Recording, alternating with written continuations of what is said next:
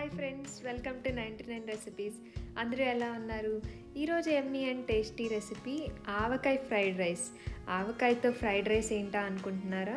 ఒకసారి ఇది తిన్నారంటే మళ్ళీ తినాలి అనిపిస్తుంది.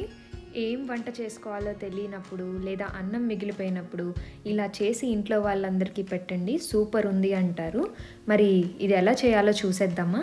ఫస్ట్ ఒక ప్యాన్లోకి 1 టేబుల్ స్పూన్ ఆయిల్ వేసుకొని 2 టేబుల్ స్పూన్లు పల్లీలు, అలానే 1 టేబుల్ స్పూన్ పచ్చిశనగపప్పు, ఇంకా 1 స్పూన్ మినప్పప్పు, ఇంకా ఆవాలు స్పూన్ వేసి 2 నిమిషాల పాటు వేగే వరకు వేపుకోవాలి. పప్పులన్నీ వేగాక 4 పచ్చిమిర్చి ముక్కలు, 4 ఎండుమిర్చి ముక్కలు, ఒక 10 జీడిపప్పులు వేసుకొని వేపుకోవాలి.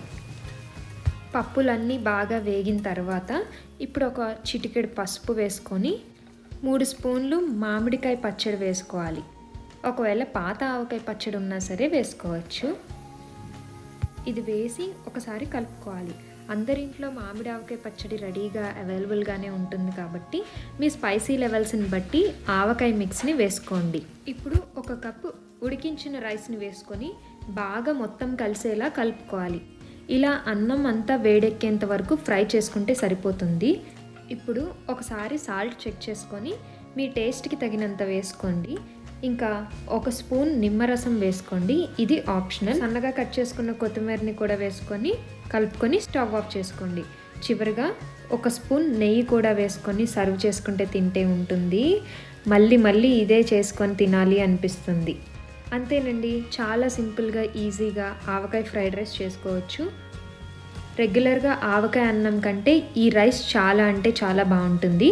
అందరింట్లో ఆవకాయ పచ్చడి అవైలబుల్గా ఉంటుంది కాబట్టి మీరు కూడా ఒకసారి చేసుకోండి. ఎలా వచ్చింది అనేది నాకు కామెంట్లో చెప్పండి. వీడియో నచ్చితే లైక్ చేసి ఫ్రెండ్స్, రిలేటివ్స్ అందరికీ షేర్ చేయండి. మీరు ఒకవేళ నా ఛానల్ని ఫస్ట్ టైం చూస్తున్నట్లయితే మరిన్ని వీడియోస్ కోసం సబ్స్క్రైబ్ చేయండి. Thanks for watching. Have a nice day.